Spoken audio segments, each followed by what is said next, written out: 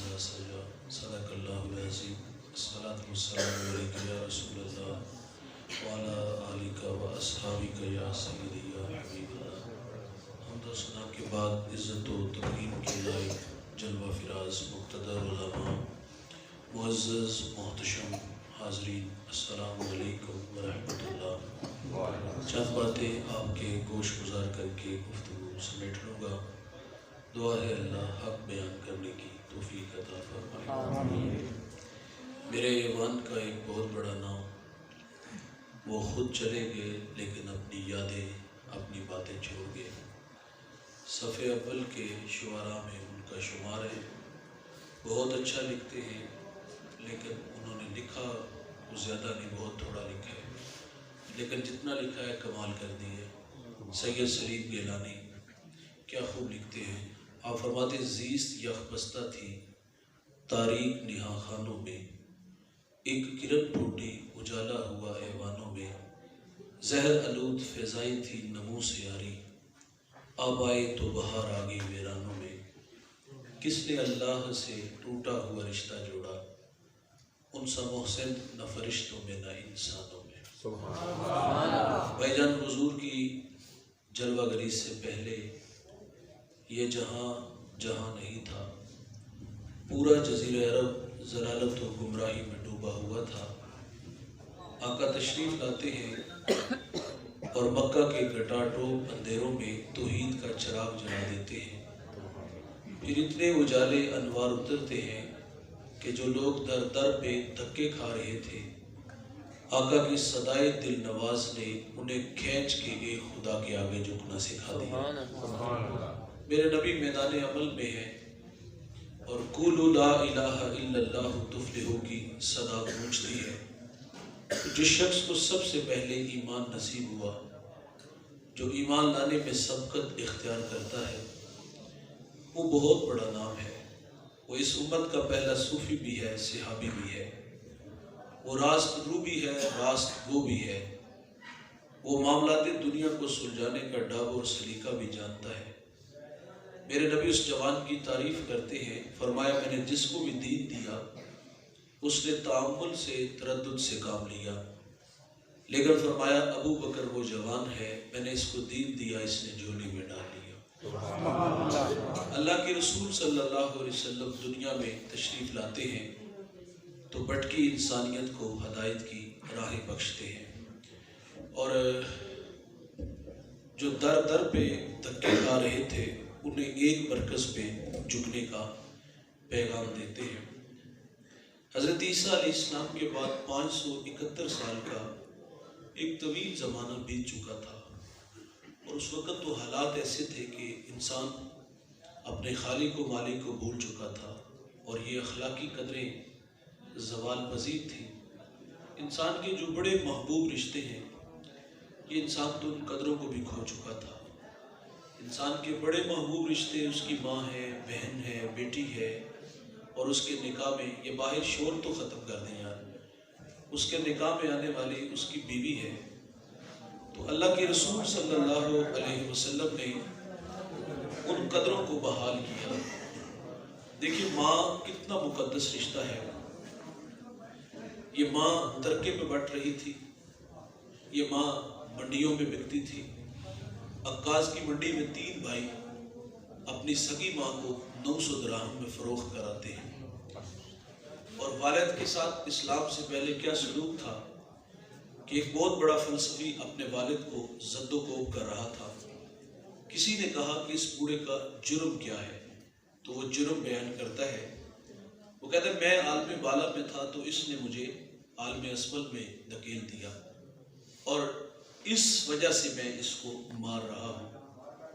ابو علا مرہ بہت بڑا دانشور ہے، اس سے سوال کیا کہ جب تو مر جائے تو ہم تیری قبر کے کتبے پر کیا لکھیں؟ سائل کی غرض تھی کہ کوئی ایسی بات جو آنے والے لوگوں کے لیے جو اس کی قبر کے پاس سے گزرے گا تو کوئی نصیحت پکڑے گا۔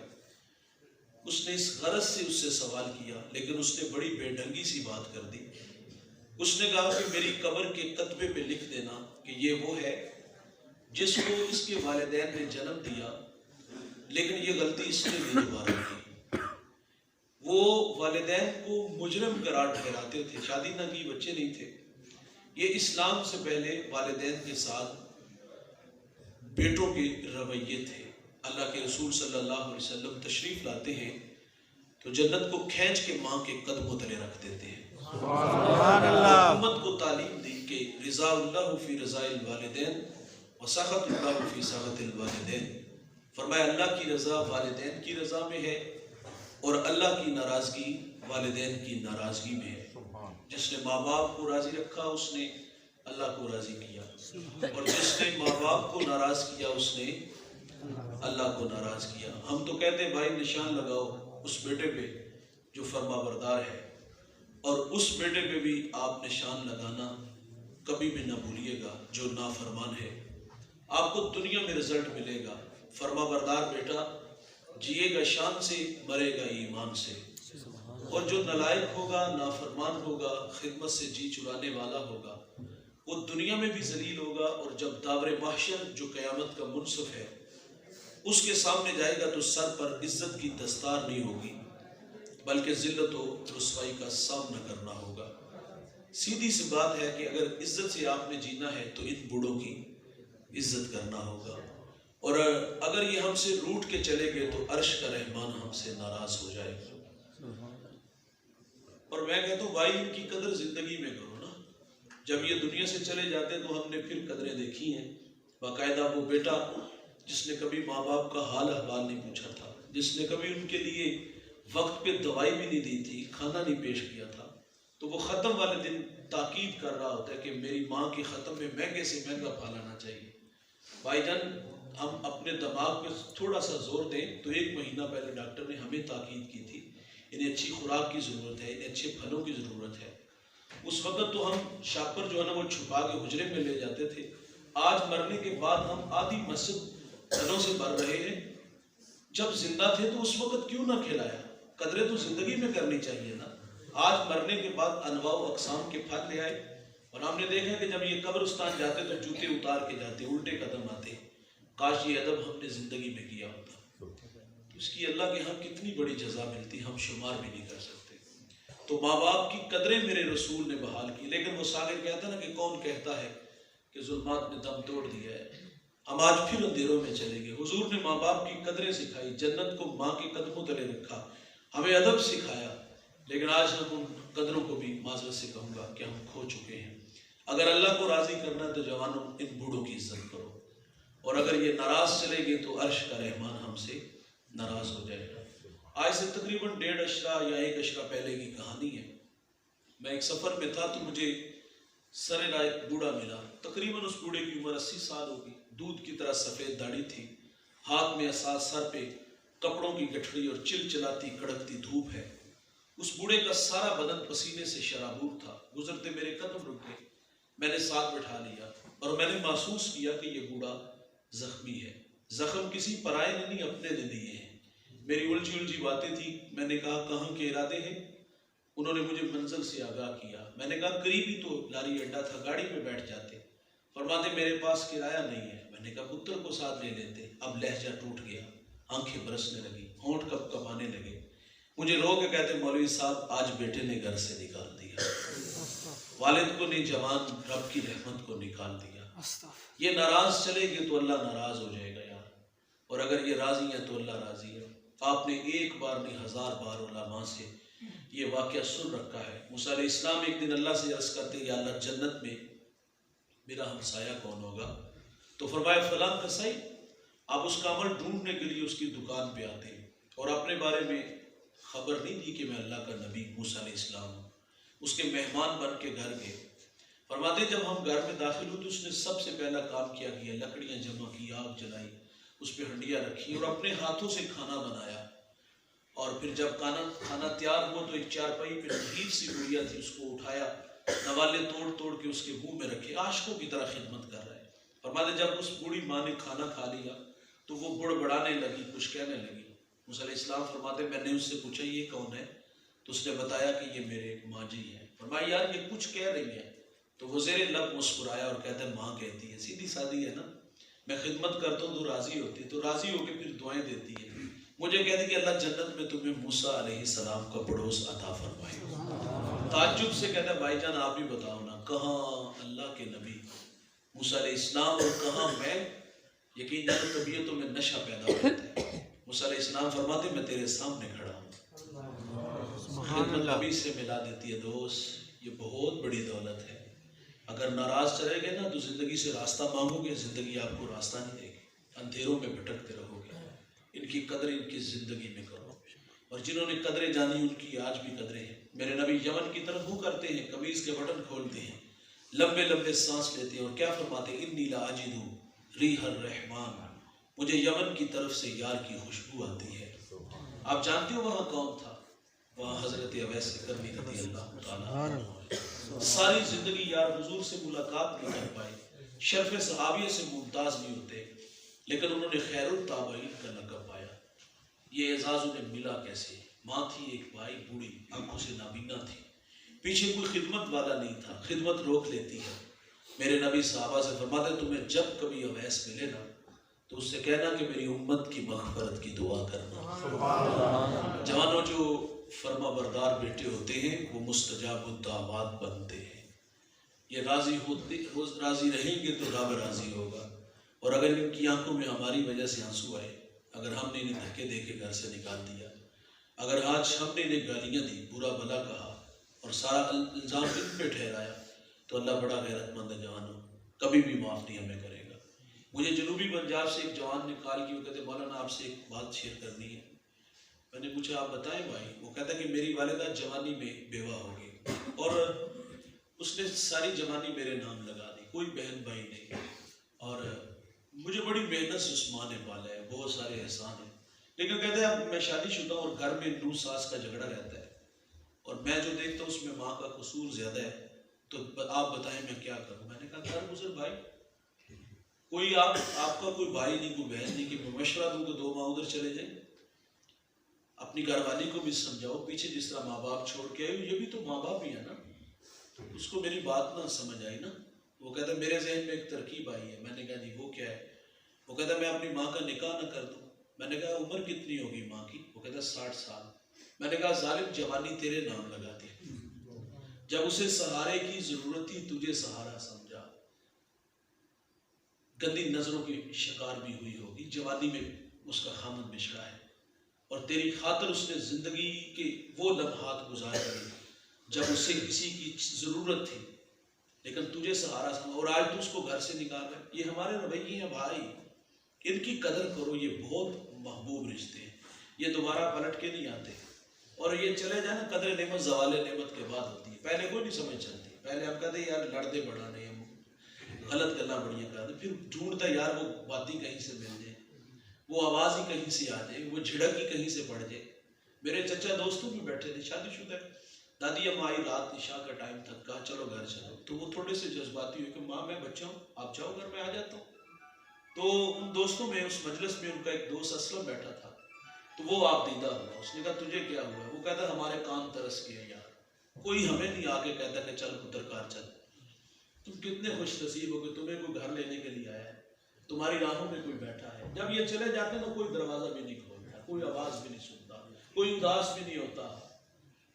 ہاں یہ پردیس میں چلے جائیں تو سب کہتے ہیں فلاں چیز بھیج دو, یہ بھیج دو. یہ ماں باپ ہی ہوتے جو کہتے ہیں پتر تو چکر آتے, دل بڑا اداس ہو گیا. یہ اداسیاں نہیں ملے گی آپ کو, یہ پیار کی بچھی ہوئی کائنات نہیں آپ کو ملے گی یار. اگر ہے تو ان کی قدر کرو یار, اگر ناراض ہے تو انہیں راضی کر لو. مجھے ٹوبا ٹیک سے ایک بچہ ملا, اس نے سر پہ امامہ, بڑا اچھا بلیا تھا اس کا. تو دوستوں نے بتایا یہ تبلیغ کرتا. میں نے کہا جی اچھا عمل ہے, اللہ بیٹے آپ کا عمل اللہ قبول فرمائے. اور مجھے ایک دوست کے ساتھ سرگوشی کی, وہ کہتے ہیں یہ باپ کا بڑا بے ادب بھی ہے. وہ کسی نے کہا تھا کہ دستار کے ہر پیج کی تصدیق ہے لازم, ہر صاحب دستار معزز نہیں ہوتا. پگڑیاں باندھ لینے سے بندہ بڑا معزز نہیں بنتا, رویوں سے انسان بڑا ہوتا ہے. تو میں نے کہا یہ تو بڑی زیادتی بیٹے. وہ کہتا میری بھی سنیں اور میرے والد کی بھی سنیں. میں غلط ہوا تو میں آپ سے جوتے کھاؤں گا. میں اگر تیرے باپ کی غلطی تو پھر میں یہ شرم نہیں آتی یار, باپ سے الجھو گے, باپ سے بحث کرو گے. کچھ رشتے ایسے ہوتے ہیں بھائی جہاں بحث نہیں ہوتی, جہاں صرف ادب ہوتا ہے, جہاں صرف سر تسلیم خام والی کیفیت ہوتی ہے. میں نے کہا جا بیٹا معذرت کرو, وہ بڑے ہیں. تو خیر میری بات شاید اس کو سمجھ آ گئی. تو 10 منٹ بعد وہ دوبارہ پھر آیا اور یقین جانا اس کی آنکھوں میں آنسو تھے. وہ رو کے کہتا میرا باپ تو بڑا ہی مہربان ہے. میں نے صرف جا کے ہاتھ باندھ کے کھڑا ہوں تو اس نے مجھے سینے سے لگا لیا ہے. اتنے مہربان رشتے کائنات میں نہیں آپ کو ملیں گے بھائی. ان کی قدر کرو, انہیں عزت دو, انہیں پیار دو. میرے رسول صلی اللہ علیہ وسلم مصلی پہ کھڑے ہیں دوست, حضور کی آنکھوں میں آنسو آ گئے. ماں یاد آ گئی نا. اور حضور فرماتے کاش کہ آج ماں ہوتی. یہ مکی دور نہیں مدنی دور ہے. یہاں آداب کی آیتیں اتر چکی ہیں, یہاں صحابہ کتار اندر کتار کھڑے ہیں. یار جس نے دکھوں کا دور دیکھا وہ خوشحالی آئی تو انسان آرزو کرتا ہے کاش وہ ہوتے. ہمارے لوگوں کی تقریباً ملتی جلتی کہانیاں ہوتی ہیں. ہم بغور دیکھیں نا, جب بھی دوستوں میں ہم بیٹھتے ہیں تو کوئی کہتا ہے یار کبھی اچار سے روٹی کھاتے تھے, ایک وقت کا ہوتا تھا, ایک وقت کا ہوتا نہیں تھا. لسی میں وہ نمک مرچ ڈبو کر کے ہم اس سے روٹی کھا لیتے تھے. اور آج دسترخوان پہ انواع و اقسام کے کھانے پالے ہیں. کاش آج میرے ماں باپ ہوتے تو یہ بہاریں بھی دیکھتے. کبھی ہمارے پاس سائیکل نہیں ہوتا تھا, آج جہازوں کا سفر ہے. کبھی کوئی گلی محلے میں نہیں جانتا, کوئی رشتہ دار نہیں جانتا تھا. ہاں رشتہ دار قبول بھی نہیں کرتے تھے. تو آج پوری دنیا میں شہرت ہے. جی چاہتا ہے نا کہ کاش وہ ہوتے تو یہ عزتوں والا ماحول بھی دیکھتے, یہ ریل ویل بھی دیکھتے, یہ بہاریں بھی دیکھتے. یہ انسانی فطرت ہے. میرے ایک دوست نے گاڑی لی, میں نے انہیں مبارکباد دی تو بے ساختہ آنکھیں چھلکنے لگی. میں نے کہا یہ خوشی کے آنسو ہے یا ماضی کی کچھ تلخیاں ہیں؟ وہ کہتا ہے ایک زمانہ تھا ماں بیمار ہو گئی اور وہ غربت کا زمانہ تھا. وہ کہتا ہے میرے پاس اتنے پیسے نہیں تھے کہ میں ماں کو گاڑی پہ بٹھا کے ہاسپٹل لے جاؤں. وہ کہتا ہے ماں کو گدھا گاڑی پہ بٹھایا اور ماں راستے میں ہی زندگی کی بازی ہار گئی. وہ کہتا ہے آج سب کچھ ہے, ماں نہیں ہے. تو انسان بھائی ڈھونڈتا ہے, فطرت ہے انسان کی. حضور کی ماں 6 سال کی عمر میں بچھڑی تھی. یہ اقبا نامی ایک گمنام بستی آتی تھی مکہ مدینہ کے درمیان, اور سیدہ آمنہ کو بخار نے آ گھیر لیا تھا اور آپ جان گئی کہ یہ میری سانسیں توڑ دے گا بخار. ایمن سے کہا کہ میرے بیٹے کو عبد المطلب تک پہنچا دینا. پھر حضور کو پاس بلایا. بھائی ادھر بچپنے کی معصومیت, پیشانی میں نبوت کا نور. ماں بیٹے میں خوب سی گئی اور کیا فرما دی, بیٹا کلو حی میت کلو جدید بال کلو کبیر یفنا وانا میتۃ وذکر باق وولدت طہرا. فرمایا بیٹا ہر نئی چیز نے پرانا, ہر باقی نے فنا ہو جانا ہے. فرمایا بیٹا میں بھی جا رہی ہوں, سنو میرا ذکر باقی رہے گا. فرمایا اس لیے کہ میں تیرے جیسا پاکیزہ اور ستھرا محمد چھوڑ کے جا رہی ہوں. سانسوں کی مالا ٹوٹ گئی, موتی فضا میں بکھرے. حضور ماں سے لپٹ کے روئے, پھر ننھے ننھے ہاتھوں سے کالے پتھروں کی قبر بناتے ہیں, آنسو کا چھڑکاؤ کرتے ہیں. ماں جہاں تک نظر آتی رہی. میرے رسول پلٹ پلٹ کے ان کالے پتھروں کو دیکھتے. میں نے پہلی دفعہ جب سیدہ آمنہ کے مزار کی زیارت کی, یہ مدینہ سے 350 کلومیٹر کے فاصلے پر, ہم بھی جب دعا کر کے وہاں سے واپس رخصت ہونے لگے تو میرے ہمراہ کچھ علماء تھے. میں نے کہا یار آج اسی آداب وہ جو میرے رسول نے ماں سے بچھڑتے ہوئے پلٹ پلٹ کے دیکھا تھا, آج ہم بھی ماں سے رخصت اسی طرح چاہیں گے. یقین مانیے مقام بدر تک سسکیاں اور ہچکیاں تھمنے کے نام نہیں لے رہی تھی. وہ کیفیات کا جہان ہے. ہم پہاڑ کے نیچے تھے, ماحول خاموش تھا, ہوا کا کوئی جھونکا نہیں تھا. لیکن جب ماں کے قدموں پہ جا کے کھڑے ہوئے تو یقین جانیے ایسا لگا کہ اللہ نے جنت کے 8 دروازے ہی کھول دیے. آج بھی جنت سے ٹھنڈی ہوائیں سیدہ آمنہ رضی اللہ تعالیٰ عنہ کو سلام کرنے آتی. ایمن کہتی میں حضور کو لے کے جب پہاڑ سے نیچے آئی نا تو پلٹ کے دیکھا تو ساتھ نہیں تھی.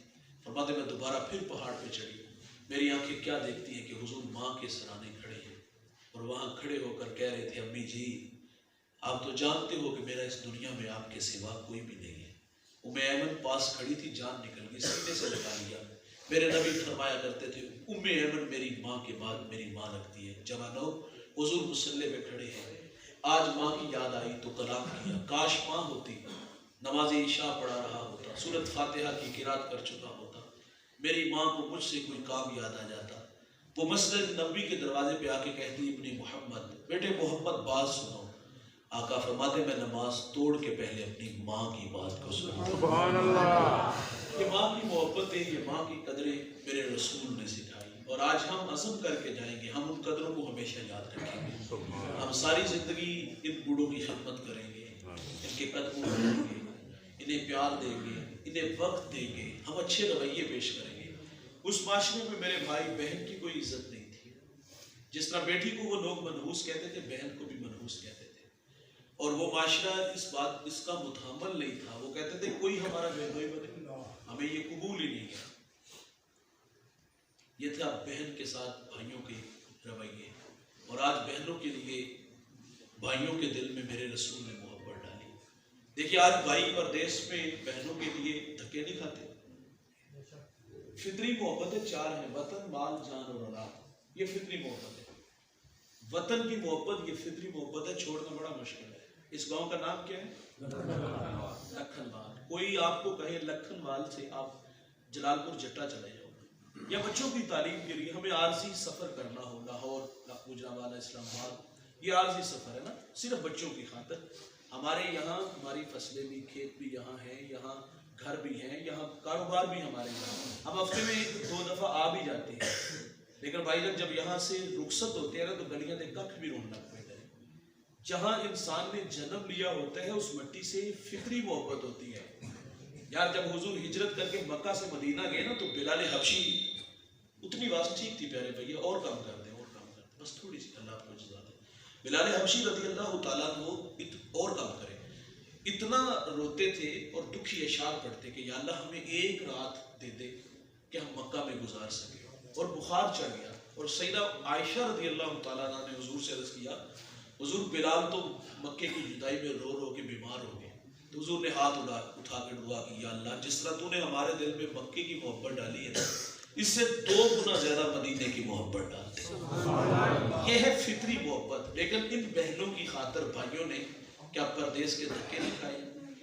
18 گھنٹے مشقت اٹھاتے تھے بیچارے. جب یہاں سے اڑان بھرتے ہیں نا تو دل پہ پتھر رکھ کے یہاں سے جاتے ہیں. اتنا آسان نہیں اپنا وطن چھوڑنا، لیکن بہنوں کی خاطر اور بہنوں کے لیے، کیونکہ ہمارا معاشرہ معذرت سے وہی بات جو میں ساتھ ساتھ آج کے دور کا جو علمی ہے وہ بھی ساتھ عرض کر رہا ہوں. آج ہمارا معاشرہ اس بیٹی کو قبول بھی تو نہیں کرتا جو جہیز میں بہت سارا سامان نہ لائے. ہم تو اتنے چھوٹے لوگ ہیں، یقین جانو ہم باقاعدہ لسٹ بنا کے لاتے ہیں، یہ چیزیں ہمارے پاس ہیں اور یہ چیزیں ہمارے پاس نہیں ہیں. آپ نے اپنی بیٹی کو دینی ہے تو یہ چیزیں دینی ہیں اور وہ بڑی قیمتی ہوتی ہیں. اور پھر بھائی بہنوں کی خاطر پردیس میں جا کے 8 سے 18 گھنٹے کام کر کے اپنی بہنوں کی خوشیاں خریدتے ہیں. وہ کسی نے کہا تھا نا کہ چاندی اتر آئی بیٹیوں کے بالوں میں، مفلس کو پھر امید ہے کہ بارات آئے گی، اور کتاب عزیز کا ایک اور باب بیت گیا، جہیز بن نہ سکا اور شباب بیت گیا. بہت ساری بیٹیاں گھروں میں بوڑھی ہو رہی ہیں کیونکہ ان کے بوڑھے باپ اپنی بیٹی کو جہیز میں بہت سارا سامان نہ دے سکے. یہ کمالیے کی خبر ہے، کافی پرانی ہے، نوائے وقت میں چھپی تھی. ایک بوڑھے نے اپنی بیٹی کو تعلیم کی دولت سے آراستہ کیا، اور جب وہ نکاح کے قابل ہوئی تو ایک رشتہ ملا. ادھر سے بارات آ رہی، ادھر بیٹی والے تیاریوں میں تھے. ہمسائیگی میں سے کسی نے شرارت کی کہ جس کے گھر میں آ رہے ہو نا وہ اپنی بیٹی کو چند جوڑوں کے سوا کچھ نہیں دے سکتا. بارات وہیں سے واپس چلی گئی تھی. بتائیے گا اس بیٹی کے دل پہ جو کچوں کے اور زخم لگے اس کا مداوع کس نے کرنا تھا؟ تو یہ ہمارا معاشرہ اس بیٹی کو قبول بھی تو نہیں نہ کرتا جو جہیز نہ لے کے آئے. ہمارے معاشرے میں 4 قسم کے لوگ پائے جاتے ہیں. ایک نمائش والے، وہ بہت سارے ہیں کیونکہ دولت ہے. تو یہ ابھی سوشل میڈیا پہ آپ دیکھ رہے ہیں 2 ارب کی شادی یہ ہوئی ہے، کیا ملا یار تمہیں اتنا خرچ؟ حضور تو فرماتے بہترین نکاح وہ ہے، برکت والا نکاح وہ ہے جس میں خرچ کم ہو. عبد الرحمن بن عوف صحابہ میں سب سے امیر صحابی، تو اللہ کے رسول صلی اللہ علیہ وسلم کی خدمت میں حاضر ہوئے تو آپ کی قمیض پہ پیلے رنگ کا نشان. تو فرمایا یہ کیا؟ اس کی حضور میں نے نکاح کیا، وہ خوشبو لگائی ہوئی تھی. تو حضور نے فرمایا، حضور نے دعائیں دی نا، ناراض نہیں ہوئے کہ آپ نے مجھے کیوں نہیں مدعو کیا. اور ساتھ یہ تعلیم دی، ترغیب دلائی کہ آپ ولیمہ کر لینا چاہے بکری ایک ذبح کر کے. تو جو اتنے بڑے صحابی، وہ بھی بالکل مختصر سا معاملہ ہے. تو یہاں تو ایک ہے نمائش والے اور دوسرے ہیں ڈیمانڈ والے. جہاں نمائش نظر آئی تو وہاں ڈیمانڈ پیدا ہوئی نا، ہم نے گاڑی مانگی، ہم نے بنگلہ مانگا. ہم تو یقین جانو اتنے چھوٹے باز لوگ دیکھیں وہ موبائل مانگ لیتے ہیں، اور کچھ نہیں، موبائل تو دیں گے نا. یہ ہے ہمارے رویے. اور تیسرے ہیں بہروپیے، جو اچھا بننے کی اچھی ایکٹنگ کرتے ہیں. جی ہمیں کچھ بھی نہیں چاہیے، لیکن ایک ہفتہ مہینہ نہیں گزرتا اس بیٹی کے ساتھ جو رویے ہوتے ہیں. چینی کا کپ ٹوٹ جائے گا، ہم گھر سے لائی ہوتی تجھے قدر ہوتی، جو ماں نے دی ہے وہ استعمال کر. مجھے ایک بیٹی کال کر کے کہتی ہے میرے جہیز تھوڑا سا لیٹ ہو گیا تو مجھے بہانے سے رسوا کیا گیا کہ میری پلیٹ میں کھانا دو، میرے گلاس میں پانی دو. یار ہم نے گلاسوں کے ساتھ شادی کی ہے. کبھی لوگ رویے دیکھتے تھے، کبھی لوگ اخلاق دیکھتے تھے. کبھی لوگ کردار دیکھتے تھے، سیرت دیکھتے تھے. آج تو یہ ثانوی حیثیت ہے. یہ ہے ہمارا معاشرہ اور یہ ہے ہمارے معاشرے کی تلخیاں. آج اخلاق، کردار، رویے سب پیچھے رہ گئے. ہم نے کہا شادی اما اتھے کرنی جتھے گڈی ملے، نکاح اتھے کرنا جتھے موٹر سائیکل ملے. تو بھائی آپ کے پاس اتنے بھی پیسے نہیں ہیں یار کہ آپ اپنے پیسوں سے خرید سکو موٹر سائیکل، گاڑی خرید سکو. یار جس نے بیٹی دے دی، کبھی وہ لوگ چوتھے لوگ ہیں جو کہتے تھے جس نے بیٹی دے دی پیچھے کیا رہ گیا. کاش ہم ایسے ہو جائیں یار. تو خیر میں یہ عرض کر رہا ہوں کہ یہ بھائیوں کے دل میں بہنوں کے لیے محبت کس نے ڈالی ہے؟ تو آواز آتی یہ آمنہ کے لال نے ڈالی ہے. یہ بھائی تو بہن کو برداشت نہیں کرتے تھے، اس بات کو قبول ہی نہیں کرتے کوئی ہمارا بہنوئی بنے. اور آج ہمارے معاشرے میں بہنوئی کی کتنی قدریں ہیں، داماد کی کتنی قدریں ہیں. جب یہ حضرت تشریف لاتے ہیں تو کتنے ناز نخرے ہوتے ہیں. ہماری کوشش یہ ہوتی ہے کہ اسے انتظار بھی نہ کرنا پڑے. جو لوازمات ہیں، جو تقاضے ہوتے ہیں، ہم وہ سارے پورے، چاہے ہمیں قرض کیوں نہ اٹھانا پڑے. کیونکہ ہمارے بعض داماد ایسے بھی ہوتے ہیں، اللہ معاف فرمائے، اگر پانی وقت پہ نہ ملے تو ہم گھر جا کے جھگڑا کرتے ہیں. ادھے گھنٹے بعد پانی آیا سی، کھانا جناب وہ سبزی میرے گھر 6 مہینے بعد جب میں آئی گیا تو سبزی وہ بھائی گھر سے ہم نے کبھی سبزی نہیں کھائی، کبھی ہم نے دال نہیں کھائی. میرے نبی فرماتے ہیں جوانوں تمہارے 3 باپ ہیں، ایک جس نے جنم دیا، ایک جس نے تعلیم دی، اور تیسرا وہ جس نے تمہیں اپنی بیٹی دی. یار جس طرح اپنے گھر میں تھوڑے سے بے تکلف ہوتی ہے تو یہاں بھی تھوڑا سا اس طرح بن کے آیا کرو نا. یہاں بھی تو بیٹا بن کے آیا کرو. لیکن یہاں ہمارے رویے کیا ہوتے ہیں؟ تو یہ بہنوں کے لیے بھائیوں کے دل میں محبت کس نے پیدا کی؟ یہ پردیس کے دھکے کیوں کھاتے ہیں یار؟ اور ایک اور بات عرض کروں گا، یہ پردیسیوں کے لیے ہے، اور یہاں میں اپنے بھی رویے عرض کروں گا. یہ ہماری خاطر کتنے دکھ سہتے ہیں. میرا ایک دوست ہے چاند، میں نے کہا یار واپس آ جاؤ، اتنی مدت ہوگی آپ کو بھائی. وہ کہتا ہے کہ یہ بہنوں کی خاطر میرے کندھوں پہ بہت ساری ذمہ داریاں تھیں. میری وجہ سے گھر کے 8 افراد اچھی زندگی گزارے، اچھا کھاتے ہیں، اچھا پہن لیتے ہیں، اور معاشرے میں بھی باوقار ہیں. اور یہ ہمیں چودھری بناتے ہیں. یہ جو ہمارے باہر بھائی ہوتے ہیں نا، ہمیں زیرو سے ہیرو یہ لوگ بناتے ہیں نا. پنڈ کا چودھری یہی بناتے ہیں سر. ہم تو یہاں فارغ بیٹھے ہوتے ہیں، چٹے کپڑے پاش رہے، سونے کی چین پاڑی. بعض بچوں سے کوئی نہ کرتے کو باہر ہوتا ہے، بھائی باہر ہے بیچارہ، اس کا کیا قصور ہے یار؟ تم بھی تو محنت کرو، تم بھی تو مزدوری کرو، تم بھی تو پیسے کماؤ. وہ جو ہمیں زیرو سے ہیرو بناتے ہیں نا، جب وہ 25 سال بعد بیچارہ نکارا ہو کے واپس آتا ہے نا، کام کے قابل نہیں رہتا، تو پھر اس بھائی کے گھر میں کوئی قدر نہیں ہوتی. وہ جہاں سے شروع ہوتا ہے نا، اس کو پھر وہیں سے شروع ہونا پڑتا ہے. تو وہ چھوٹی سی دکان بنا کے بیٹھ جاتا ہے جناب، وہ پاپڑ دے کے بیٹھ جاتا ہے. کہاں سے کہاں لایا؟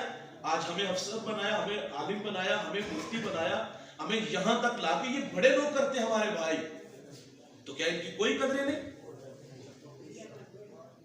یہ تھوڑی دیر کے لیے اگر میں ویسے اس ماحول میں تقریر میرے لیے کیونکہ مجھے بھول جاتی ہے تھوڑا سا، اگر بھائی جو باہر کھڑے ہیں صرف تھوڑی دیر کے لیے، زیادہ دیر نہیں میں حائل ہوں گا. پیارے بھائی تھوڑی دیر آپ کی مہربانی ہوگی، خاموشی سے سن لیں یار. تو یہ بہنوں کے دل میں، بھائیوں کے دل میں بہنوں کا پیار میرے رسول نے ڈالا یار. اتنا پیار رسول اللہ نے دیا. میرے نبی کی بہن ہے حضرت شیمہ رضی اللہ تعالیٰ عنہ، یہ حضور کی رضائی بہن ہے. جس قبیلے میں حضرت شیمہ کا نکاح ہوا، اس قبیلے کے کچھ لوگ گرفتار ہوئے، اور عرب کا رواج تھا فدیہ دے کے انہیں چھڑایا جاتا. تو قبیلے کے سردار حضرت شیمہ کے دروازے پر آ کر دستک دیتے ہیں اور کہا اپنا حصہ ڈالو. پوچھا کیا کرنا ہے؟ کہا ہمارے کچھ لوگ گرفتار ہیں، وہ چھڑانے ہیں. کہا گرفتار کہاں ہوئے؟ کہا مدینے میں ایک ادعائے نبوت ہے جس کا نام محمد ہے. جب یہ بات ہوئی تو آپ کو اپنا بھائی یاد آ گیا نا، اپنا بچپن یاد آ گیا کہ اس کو تو میں اپنی گود میں کھلاتی تھی، اس کے تو لاڈ لڑاتی تھی. کہا فدیے کی ضرورت ہی نہیں، تم مجھے ساتھ لے چلو، میں تمہارے سارے لوگ چھڑا کے لاؤں. بھائی جان، بہنوں کو اپنے بھائیوں پہ بڑا ناز ہوتا ہے. اگر کچھ بھائی پردیس کے دھکے کھاتے ہیں نا، تو کچھ بھائی ایسے بھی ہیں جو بہنوں کے مان بھی توڑتے ہیں. معذرت سے کہوں گا، کچھ بھائیوں کو بہنیں اچھی بھی نہیں لگتی، لیکن ہمارا کہنا بہنیں ولی بنا دیتی ہیں. بہنیں ماں کا روپ ہوتی ہیں دوست. بہنوں کے ہاتھ بھائیوں کے لیے ہر وقت اٹھے رہتے ہیں. کچھ لوگ ہم سے مسئلہ بھی پوچھتے، مولوی صاحب بہن تحفہ دیتے، لے لینا چاہیے. لے لو بھائی، تحفہ دینے سے لینے سے محبت بڑھتی ہے. لیکن تحفہ کیا ہے؟ کتاب نہیں. کوئی کپڑوں کا جوڑا نہیں بلکہ اس حصے کی زمین ہے. حصے کی زمین تحفے میں ہم 1 سیکنڈ سے پہلے لیتے ہیں. یہ نہیں کہتے نانا بہن یہ تیرا حق ہے, یہ باپ کی وراثت سے ہے اور یہ تیرا حق ہے. بھائی تو انچ پہ لڑ پڑتے ہیں. میں اس شخص کو جانتا ہوں جس نے اپنے 2 بھائیوں کو ذبح کر دیا 1 انچ کے پیچھے, اور بہن کا 2 کروڑ کا تحفہ 1 منٹ میں رکھ لیا. رکھ لینا چاہیے, رکھ لو یار. ویسے بھی بہنوں کو بھائیوں سے زیادہ عزیز کوئی چیز نہیں ہوتی. اور بہنوں کو یہ بھی خوف ہوتا ہے نا اگر میں نے اپنا حق لے لیا نا تو بھائی بچوں کو نفرت کا درس دے گا کہ پھوپھی نو منہ نہ لائی, مار کہتے ہیں میرے جنازے دے بھی نام نہیں. اس کا قصور کیا ہے؟ کچھ بھائی ایسے بھی ہوتے ہیں نا. اور اچھا یہ بھی بات ہے, کچھ بہنوں کے لیے بھائیوں کے دروازے بھی بند ہوتے ہیں. اس وقت جب والدین دنیا سے چلے جاتے ہیں نا اس وقت تو بالکل ہی بند ہو جاتے ہیں. 6 مہینے بھی نہیں آتی ہمارے گھر میں, ہمیں کبھی ان کی یاد بھی نہیں ہے. یہ تو سال بعد چھٹیاں گزارنے آ جائے نا تو تیور دیکھ کے نا بھائی کے 2 دن بعد واپس چلی جاتے. یار جو بھائی ہوتے ہیں نا وہ بہنوں کے لیے باپ کی جگہ پہ ہوتے ہیں. انہیں وہ باپ کا بیٹا تو چھوڑ جا, واپس ہم چھوڑ جائیں گے. اور یہ تو مہینے بعد جب بیٹی کو ملنے جاتے ہیں نا, چھوٹی چھوٹی ہم دیہاتی لوگ ہیں نا, وہ چاول چینی گڑ اس طرح کی چیزیں اکٹھی کر کے اپنے دوتوں کے لیے چھوٹے چھوٹے کپڑے بنا کے وہ تھیلا بھر کے بوڑھی ماں بوڑھا باپ سائیکل پہ موٹر سائیکل پہ جو سواری ہو اس پہ جا کے بیٹی کی جھولی بھر کے آتے ہیں. ہم یاد کریں ہمیں کتنی دیر ہوگی بہن کی خدمت کیے ہوئے. ہم یاد کریں کتنی دیر ہوگی ہم نے بہن کو کال کر کے کہا ہو کہ بہن اداس ہو گئے آج, یہ اچھی لگتی نہیں بھائی لیکن یہ بھائیوں کے حق میں اچھی بڑی ہوتی ہے یار. ہم جانتے ہیں ان بھائیوں کو جنہوں نے اپنی بہنوں سے مرنا جینا ختم کر لیا, اور یقیناً واقعی کر لیتے ہیں. بہن مر جاتی بھائی جنازے پہ نہیں جاتا. ایسے بھائی ملے اور ہمارے ماں تھوک کے چڑھتا نہیں, پتہ نہیں یہ کیا کیسی بات ہے ہمیں نہیں سمجھ لگی آج تک. بہنوں کو بھائیوں پہ دوست بڑا ہی مان ہوتا ہے, ان کے مان نہ توڑا کرو. حضرت شیما کہتی وہ میرا بھائی ہے, تمہیں فدیے کی ضرورت نہیں, اتنا مال یار. آپ جب آتی ہیں تو صحابہ ننگی تلواریں لیے باہر کھڑے تھے, تو انہوں نے کہا دیہاتی عورت تو جانتی نہیں یہ کاشان نبوت ہے, یہاں تو جبریل بھی بغیر اذن داخل نہیں ہوتے. آپ فرماتی ہیں میں تمہارے نبی محمد کی بہن لگتی ہوں. راستہ چھوڑ دیا کہ آپ اندر داخل. حضور نے اٹھ کے استقبال کیا, فرمایا کیسے آنا ہوں؟ عرض کی ہمارے قبیلے کے کچھ لوگ گرفتار ہیں حضور, وہ چھڑانے آئے ہوں. فرمایا اس لیے آئے ہو؟ عرض کی جی حضور. فرمایا اس کام کے لیے آپ کو زحمت کی کیا ضرورت ہے؟ آپ کسی کے ہاں پیغام بھیج دیتی تو میں محمد سارے کے سارے چھوڑ دیتا. یار سارے غلام چھوڑے, پھر اپنی بہن کو بہت سارے تحائف دیے اور دروازے تک چھوڑ گئے. بہنیں جب بھائیوں کے پاس آتی ہیں نا بھائی اپنی بہنوں کو خالی ہاتھ نہیں موڑتے, ان کی جھولیاں بھر کے بیچتے. بہنیں آئے نا بھائی اپنی حیثیت کے مطابق ان کی خدمت ضرور کیا کرو. یہ 500 دے سکتے ہو, 1000 دے سکتے ہو, 10 دے سکتے ہو, ضرور خدمت کیا کرو, خالی نہ موڑا کرو. یہ میرے رسول کی سنت ہے. اور آپ کیا جانو یار آپ کی بہن, ہم بات کرتے یار بہن بڑی سوکھی کروڑ پتی ہے, 550 ہزار کا کی بنے گا, یہ کی حیثیت سان تو نہیں شرم آتی. اور بھائی تم جانتے نہیں یہ تمہارے 500 کی طاقت کتنی ہے. وہ اپنے شوہر کی کمائی سے ہو سکتا ہے روزانہ 10,000 خرچ کرتی ہو, اچھا لباس پہنتی ہو, لیکن آپ کا 500,000 کا جو جوڑا ہے نا وہ اپنے جا کے سسرال میں میرے پانے دیتا ہے, اے میرے ویر نے مجھے پیسے دیتے ہیں. اور بہنوں کی خدمت کریں تو یہ یقین جانو فضاؤں پہ اٹھتی ہے. اے میرے ویر نے دیتی ہے, میرے پانے دیتی ہے. بہانے شوہر بھی بعض کا ہنستا ہے کہ وہ پگلی میں اتنا کر دوں وہ نہیں نظر آئے, کہا وہ اپنی جگہ پہ, لیکن میرے ویر نے دیتا ہے. تو بہنوں کو خالی نہ موڑا کرو بھائی, ان کی جھولیاں بھرا کرو. حضور دروازے تک چھوڑ دیں. پھر صحابہ کو جمع کیا, فرمایا میں جب بھی کوئی کام کرتا ہوں تو تم سے مشورہ کرتا ہوں, لیکن آج نہیں کیا. صحابہ نے کہا ہماری مجال بھی کیا, لیکن بتا تو دے. حضور فرماتے آج میرے دروازے پر میری بہن آ گئی تھی. سبحان اللہ. اپنی بہنوں کو عزت دو بھائی, بہن کا وقار میرے رسول بحال کرتے. اس معاشرے میں بیٹی کا کوئی حال نہیں, بیٹیاں منحوس تھیں, بیٹیاں زندہ درگور ہو رہی تھی, بیٹیاں پانی کے کنویں میں ڈوب کے مر رہی تھی. یہ سنن دارمی کا حوالہ ہے. ایک صحابی ایمان لانے کے بعد کہتے ہیں حضور میں نے اپنی بیٹی کو زمانے جاہلیت میں پانی کے کنویں میں ڈبو کے مارا ہے. اس کی چیخیں آج بھی سنائی دیتی ہیں. وہ ساری کہانی سناتے ہیں کہ حضور میں نے اپنی بیٹی کو جب پانی کے کنویں میں لے کے آیا تو دھکا دیا, اور وہ ننھی کلی غوطہ کھا کے جب اوپر آئی اس نے میری طرف دیکھا اور مجھے دیکھ کے کہتی یا ابا ہو, ہائے میرے ابا مجھے بچا دے. اللہ اکبر. حضور اتنا روئے کہ ساری داڑھی آنسوں سے تر ہو جاتی ہے. حضور فرماتے مجھے پھر سناؤ جب تم نے اپنی بیٹی کو پانی کے کنویں میں ڈبو کے مارا اور وہ ننھی کلی غوطہ کھا کے اوپر آئی, تیری طرف دیکھا, اور اس نے دیکھ کے کیا کہا؟ اس اس نے کہا حضور، اس نے مجھے کہا ابو مجھے بچا لے، ابو مجھے بچا لے، ابو مجھے بچا لے۔ میرے نبی اتنا روتے ہیں کہ ساری داڑھی آنسوں سے تر ہو جاتی ہے۔ یہ بیٹی بائی پانی کے کنویں میں ڈوب کے مرتی ہے، یہ بیٹی زندہ درگور ہوتی ہے، یہ بیٹی منحوس تھی۔ میرے رسول صلی اللہ علیہ وسلم نے آ کر کے امت کو تعلیم دی، فرمایا میری بیٹی فاطمہ میرے جگر کا ٹکڑا ہے۔ فاطمہ ملنے آتی تو حضور اٹھ کے استقبال کرتے، فاجلسھا فی مجلسہ، جس جگہ خود بیٹھتے وہاں بیٹی فاطمہ کو بٹھاتے۔ اور حضور صلی اللہ علیہ وسلم جب سفر کے لیے نکلتے تو سب سے آخر پہ فاطمہ کو ملتے، اور جب واپس تشریف لاتے تو سب سے پہلے فاطمہ تو زہرا کو ملتی ہے۔ امت کو تعلیم دی، جب گھر میں کھانے کی کچھ چیز لاؤ تو پہلے بیٹی کو دو، پھر بیٹی کو دو۔ لیکن معذرت سے آج ہم رویے دیکھتے ہیں، ہم کہتے ہیں یہ برایت انہاں تے خرچ کرنے کی لوڑ ہے، اس پہ لگاؤ نا جو کل کو ہمارے دست و بازو بنے گے، سائے پیری بنے گے۔ مجھے 2 دن قبل یا 3 دن پہلے ایک گڑیا نے کال کی فیصل آباد سے، مجھے کہتی کہ مولانا میری بیٹی کے لیے دعا کرے، اللہ میری بیٹی کو بیٹا دے۔ میں نے کہا پہلے اولاد نہیں ہے، وہ کہتی 4 بیٹیاں ہیں۔ تو میں ماں بیٹیاں تو رحمت ہوتی ہیں، تو وہ تھوڑی سی آپ دیدہ بھی ہوگی، وہ کہتی ہاں رحمت تو ہے، لیکن جہاں نکاح کیا وہ نہیں مانتے نا۔ انہوں نے باقاعدہ ہمیں دھمکی دے دی کہ آپ بیٹی ہوئی تو اس کو اپنے گھر میں ہی رکھیں۔ اللہ میری جب شادی ہوئی نا تو میں نے اللہ سے دعا کی تھی کہ یا اللہ مجھے پہلی بیٹی عطا کرنا، تو اللہ نے میری دعا قبول کی۔ ہم ہاسپٹل میں تو 7 والے کمرے سے رونے کی آواز ہے۔ میں نے ماں جی سے کہا دیکھیں اللہ خیر کرے، ماں چل بسی یا بچے کو کچھ ہوا تو مجھے واپس آ کے بتا دیں یہ 4تھی بیٹی ہوئی ہے۔ بھائی ہم تو ایک انگلی بھی نہیں بنا سکتے، تقدیر سے کیوں الجھتے ہیں؟ اس گھر میں 2 عورتیں، ایک گھر میں 2 عورتیں ہوں نا، ایک کے ہاں بیٹیاں ہوں اور ایک کے ہاں بیٹے ہوں تو رویے دیکھنے والے ہوتے ہیں۔ اس کے ساتھ جس کے ہاں بیٹے ہیں اور جس کے ہاں بیٹیاں ہیں، جانوروں سے بدتر سلوک ہوتا ہے جس کے ہاں صرف بیٹے ہوتے ہیں، اور اس کا شوہر بھی کرتا ہے۔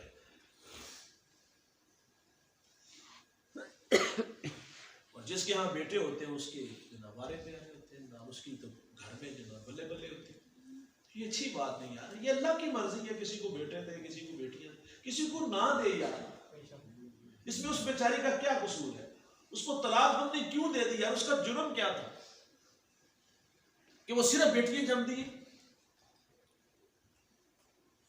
بیٹیاں تو رحمت ہوتی ہیں بھائی، بیٹیاں تو باپ کے جنازے کی رونق ہوتی ہیں یار۔ بیٹی کو عزت حضور عطا فرماتے ہیں۔ اس معاشرے میں بات کو مختصر کر لیتے ہیں، اس معاشرے میں عورت کا کوئی حال نہیں تھا، عورت پاؤں کا جوتا تھا، پاؤں کا جوتا خیال کرتے ہیں۔ آپ یہ اپنا ہمسایہ ملک ہندوستان کی تاریخ پڑھ کے دیکھیں، رسم صدی کے نام سے اس عورت کے ساتھ کتنا برا سلوک ہوا۔ کسی کا شوہر دنیا سے چلا جاتا نا تو وہ کہتے وفا یہ ہے کسی آگ میں چھلانگ لگاؤ جس میں یہ جل جائے، اور وہ تو اپنی آئی پہ مرا ہے، اس بیچاری کا کیا قصور ہے؟ لیکن وہ کہتے وفا کی کہانی پوری اس طرح ہوتی ہے، وہ اس کو شراب پلا کے اس کو جذبات دیتے، مرنے کو کس کا جی چاہتا ہے؟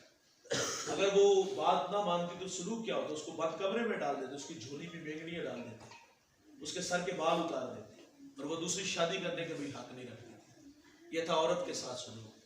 اللہ کے رسول صلی اللہ علیہ وسلم عورت کو عزت کتنی دیتے ہیں۔ سیدہ عائشہ پانی نوش فرما رہی ہے، میرے نبی فرماتے ہیں عائشہ اس میں کچھ بچا لو، بچا لیا گیا۔ حضور فرماتے ہیں عائشہ یہ بتائیں کہ آپ نے کہاں ہونٹ رکھے؟ عرض کی حضور میں نے یہاں لب رکھے، میرے محمد وہی لب رکھ کے پانی پیتے ہیں۔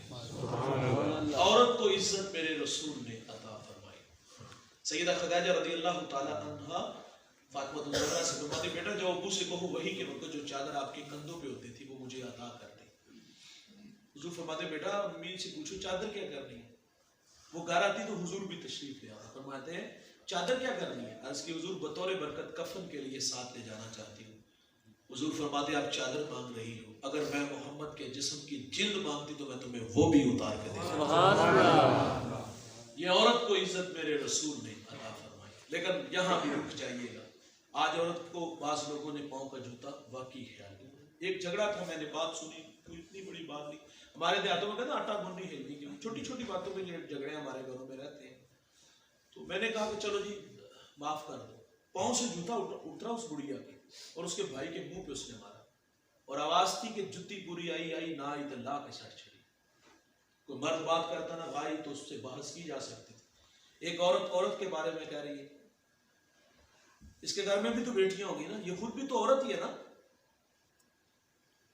عورت کو وقار میرے رسول نے عطا فرمایا ہے. اور آئیے میں آپ کو حضور کے جو تربیت یافتہ لوگ ہیں ان کی کہانی سناتا ہوں اور گفتگو سمیٹ لیتا ہوں. حضرت طلحہ بن عبید اللہ رضی اللہ تعالی عنہ, یہ عشرہ مبشرہ میں سے ہے. آپ کی زوجہ کا میں نے بیان پڑھا, اتنا دل کو لگا. آپ فرماتے ہیں میرے شوہر میں 6 خوبیاں ہیں, اور یہ ہر شوہر میں ہونی چاہیے. اچھے شوہر میں 6 خوبیاں ضرور ہوتی ہیں, اور میں اور آپ اگر دیکھیں گے کہ ہمارے اندر کوئی ایسی کمی ہو تو ہم اس کو دور کرنے کی کوشش کریں گے اور اچھا شوہر بننے کی کوشش کریں گے. جس طرح ہماری خواہش ہوتی ہے نا کہ ہماری بیوی میں یہ بھی خوبیاں ہوں, یہ بھی خوبیاں ہوں, یہ بھی خوبیاں ہوں, تو بھائی جان میں کہتا ہوں ہمیں بھی وہ خوبیاں اپنانی چاہیے, ہمیں بھی خدمت گزار ہونا چاہیے, ہمیں بھی با اخلاق ہونا چاہیے. تو یہ خوبیاں اگر اس میں چاہتے تو ہمیں بھی اپنانی چاہیے. تو خیر آپ فرماتی میرے شوہر میں 6 خوبیاں کیا ہیں, سنیے. آپ فرماتی ہیں جب یہ گھر آتے ہیں نا تو مسکراتے ہوئے آتے ہیں. ہم دکان پہ ہیں, ہم گاہک کے ساتھ 8 گھنٹے دکان پہ کھڑے ہیں تو مصنوعی اخلاق دکھاتے ہیں, تکلف سے سارا دن کلام کرتے ہیں. کیوں؟ ہمیں اس سے کچھ نہ کچھ نفع ہونا ہے نا. دکانداری اس لیے چلتی کہ اگر اچھے اخلاق نہ ہو تو دکان نہیں چلے گی, جتنا مرضی قیمتی سامان آپ کے پاس کیوں نہ ہو. اور بھائی جس نے آپ کے پورے گھر کو سنبھالا ہوا ہے, آپ کے بچوں کو, آپ کے بوڑھے ماں باپ کو, آپ گھر آتے ہو تو پانی پیش ہوتا ہے, کھانا پیش ہوتا ہے, آپ صبح جاتے ہو تو کپڑے پریس ملتے ہیں, آپ کو دروازے تک چھوڑنے آتے ہیں. اتنی خدمت گزار, اتنا پیار دینے والی اور ہماری اتنی خدمت کرنے والی جس سے ہمیں اتنا زیادہ نفع ہے. باہر ہم بڑے اچھے ہوتے ہیں, گھر میں آ کے فرعون بن جاتے ہیں. معذرت سے بھائی گھر میں بھی آ کے تھوڑی دیر کے لیے یار مصنوعی اخلاق دکھا لو, 2 لمحوں کے لیے مسکرا لو یار, کیا ہوگا. فرماتی ایک اچھی عادت یہ ہے مسکراتے آتے ہیں, اور دوسری خوبی فرماتی یہ مسکراتے ہوئے جاتے ہیں. آتے بھی مسکراتے, جاتے بھی مسکراتے. اور ہم جب گھر سے جاتے ظاہر ہے ہماری گھر والی نے ہمیں کہنا ہی ہوتا کہ آتے ہوئے یہ چیزیں نہیں ہیں تو وہ لیتے آنا. تو گالی دینے کی کیا ضرورت ہے بھائی؟ گالی دے کے پھر بھی آپ نہیں لانے, آسمان سے تو نہیں بوریاں گریں گی.